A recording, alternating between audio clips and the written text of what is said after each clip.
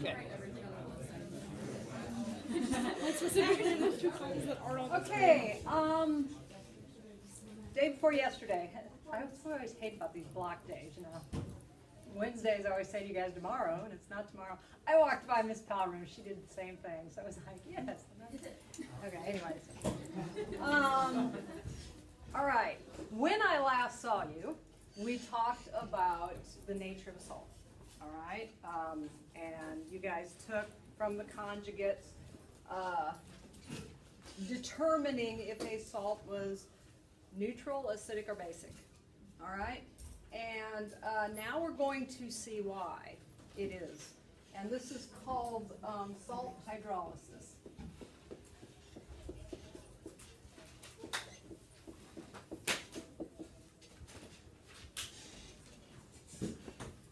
All right, and let's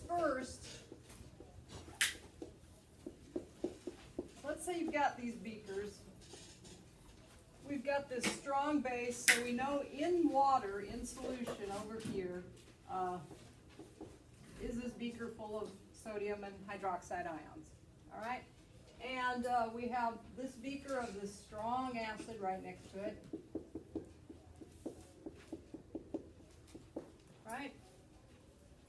Okay, and then when we're talking about salt hydrolysis, we're talking about at the equivalence point, when we have matched up equivalent moles of H and OH. Okay, so we're going to mix these, right? I'm going to pour this into here, and then these H's and OH's are going to come together, and then what we're going to have as a result is obviously more water, because it's in water. And then we have the salt. All right, so an acid plus a base gives salt and water. All right, and this is a combination of a strong acid and a strong base. And we said that this salt, sodium chloride then, is a neutral salt. And that the solution then would have a pH equal to 7, because the pH of water is 7.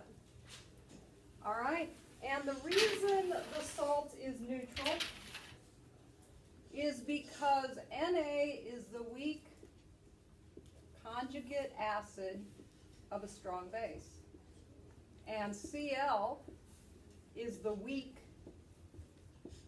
conjugate base of a strong acid. All right? Now, what does it mean to be weak? Well, what did we say made a strong acid strong?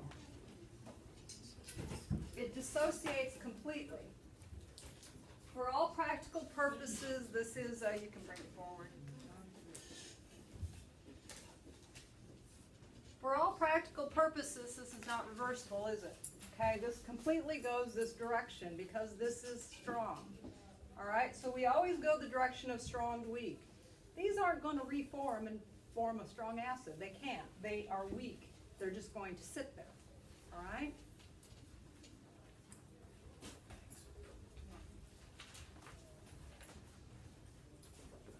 Okay, so this is, in this context now, sodium and chloride are weak conjugates. They don't have the ability to form and go back this way. All right? Weak conjugates we can think of as inactive ions. They're just going to sit there and do nothing. You know, we wrote net ionic equations. We talked about spectator ions. They weren't involved. All right, so kind of a different variation on that theme is we have these ions that, because they are weak conjugates, are not going to do anything. So they're not going to affect the pH. So the pH will stay at 7. All right.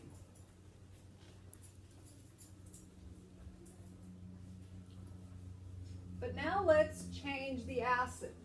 Okay, we'll still have sodium hydroxide, still have this strong base.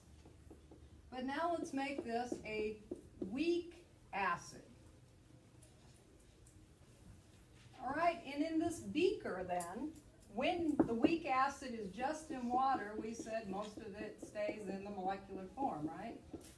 And then a little bit will dissociate. Okay, that's in water. All right, but when we put this strong base in there, that's different. It's not water. The strong base is actually going to react with all of the H, whether it is with the F or on its own. And so the end result is the same.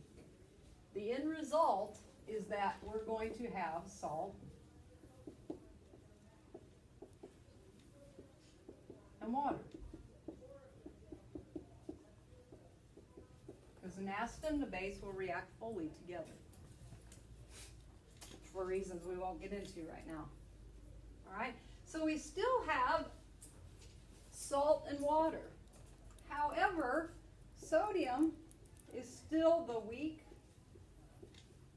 conjugate acid of a strong base. So this is an inactive ion. However, the F, now that's a different story. It is a strong conjugate base of a weak acid. All right? So it isn't just going to sit there. All right? It's got the ability to react with water. It is a strong conjugate base. So what do bases do in water? It's sitting there in water. Okay, and it's just not happy. It's moving around, it's doing stuff, all right? It's unlike sodium that's totally content. It's weak, it's not going to do anything, it's just going to sit there.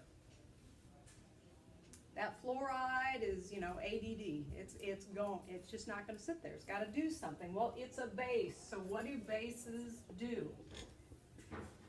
According to Bronsted-Lowry.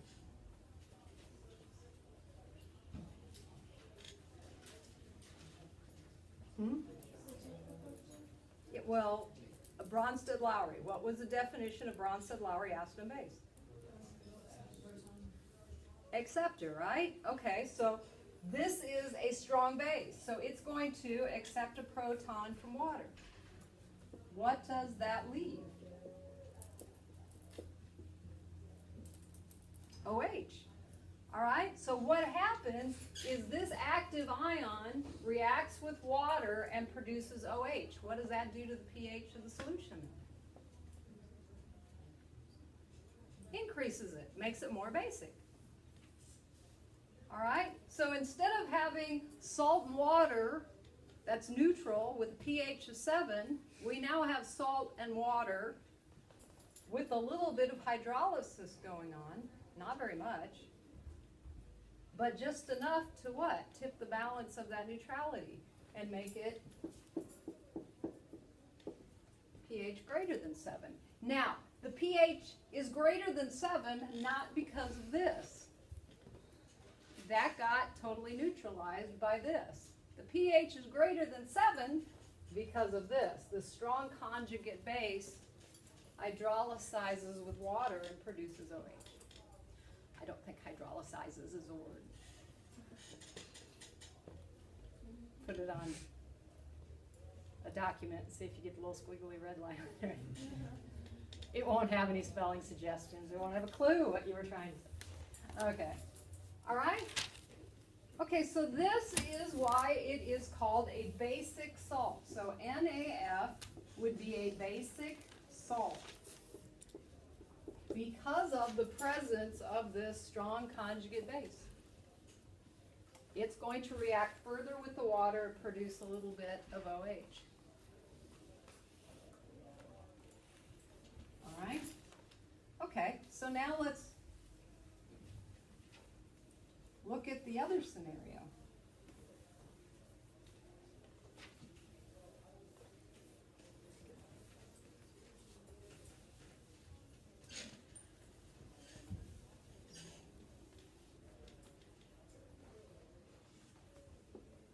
All right, here is a weak base.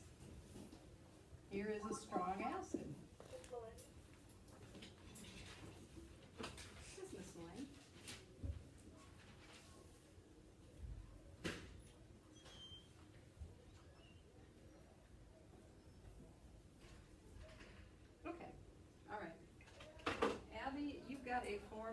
Henson in attendance that needs to be picked up before you leave?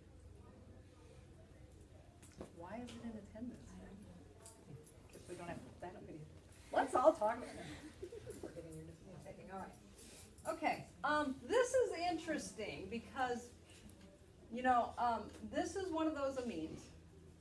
Now, once you put amines in water, it doesn't just sit there as NH3. It actually reacts with the water.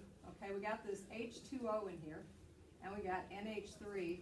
And what happens is this instantly forms, all right, ammonium hydroxide.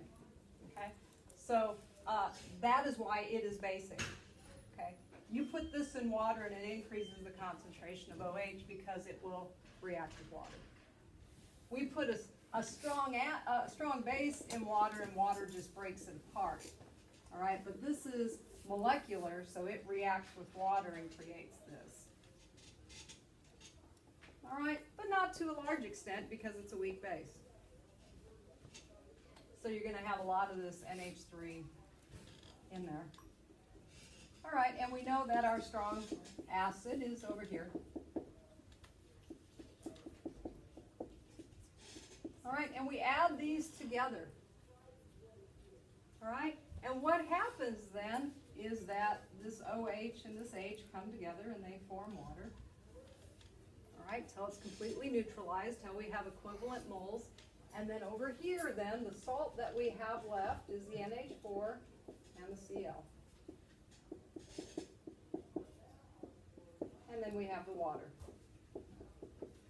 Amines are a little bit more complex.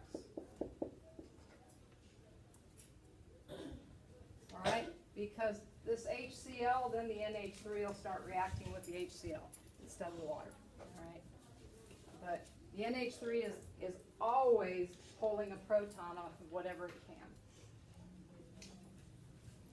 All right, so once again, an acid plus a base gives us salt and water. That doesn't change. All right, however, in this instance, we've got this weak conjugate base of a strong acid. All right, and it's not going to do anything. It's inactive. Totally content to just sit there and float along in the water. All right, NH4, however, is the strong conjugate acid of a weak base. And it's not content just to sit there. Okay? And so what's going to happen is this NH4 is going to react with the water it's sitting in. All right? Remember, this has all been neutralized. So now we're down to the salt and water. But this is active. It is a strong conjugate acid. Well, what do acids do according to Bronsted-Lowry? Donate a proton. So it's going to donate a proton to the water. And then what do we create? Some hydronium ion, which is decreasing the pH, right? Because pH is a measure of that concentration. We've just created some. All right? So this would have a pH of less than 7. This would be called an acidic salt. All right? But it all starts with being able to identify the salts as acidic, basic, or neutral, which you did on yesterday's homework, Wednesday's homework. All right? And that was take the salt and go back to the parent. What type of acid and base did it originate from? Identify that cation and the anion. All right? Once you've done that, if you have an active ion, then it is further going to react with the water. If it is a conjugate acid, it's going to produce hydronium ion. If it's a conjugate base, it's going to produce OH. Now, you don't have to write this down, but this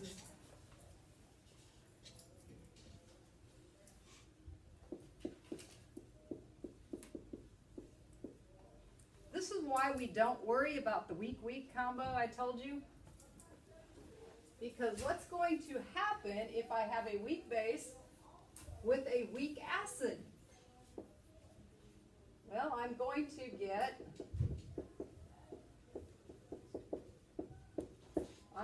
get a strong conjugate acid, and I'm going to get a strong conjugate base.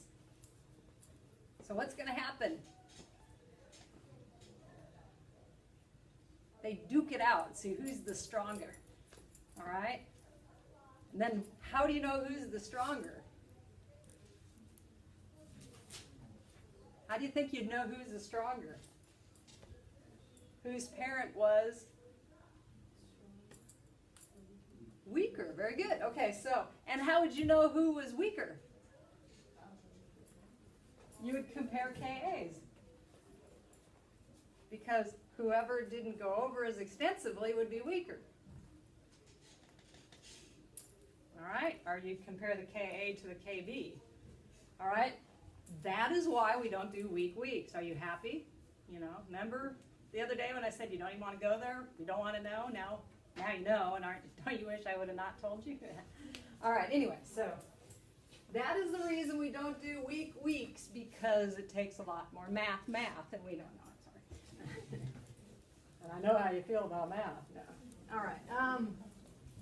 Okay, now what you're going to do in lab Monday is you're actually going to, we're going to titrate household vinegar, which has acetic acid in it, with sodium hydroxide. And we're going to do, just like we did before, determine the concentration. This time we're going to determine the concentration of the acetic acid. We're going to see what is the concentration of acetic acid in household vinegar. And then you'll just be a font of wisdom, you know, if you're ever in one of those situations where the conversation's awkward, you can say, do you know what the concentration of vinegar is? And they'll say, you go to a magnet school, don't you? Yeah. One of those clues. Seasonal allergies and knowing that. No, I'm sorry. Okay, so what you're going to do is we're going to do a new titration. The math will be the same. We'll be determining the concentration of an unknown. But this time, this is going to be a strong base with a weak acid, right? So we're going to get a basic salt. And so that means at the equivalence point, the pH is going to be a little greater than 7. All right, it's also going to graph a little differently. When we did the strong acid with the strong base, it had this lovely curve like that. It started out very low, had a dramatic leap, and then leveled off very high. And the equivalence point was right at a pH of 7. All right, now we're going to do a different one. We're going to start with a weak acid. We'll color code it here. All right, we're going to start with a weak acid, so we'll start at a higher pH, won't we? Because it won't have as much H in it. Okay, so we'll start, and then it won't stay as level. It will actually kind of creep up, and then this isn't as dramatic. And what we find is the equivalence point happens at like about 9. You guys don't have to know the number. The only thing you have to know is greater than, less than, or equal to 7. Okay? And so we're going to need a different indicator, because the indicator we used in a strong acid, strong base was bromethyl blue, not BMS. It's not totally different. Anyway, all right, and it was yellow and acidic, it was blue and a base, and so we looked for that nice green. Many of you got that, didn't you? That lovely green? Okay, and that was because it turned color at a pH of 7. Well, we don't want it to turn color at pH 7. Well, wouldn't matter because that's not the equivalence point. So the one that we're going to use for this one, and this is the one you need to know for the EOC exam. Unfortunately, not the spelling. It's called phenolphthalein.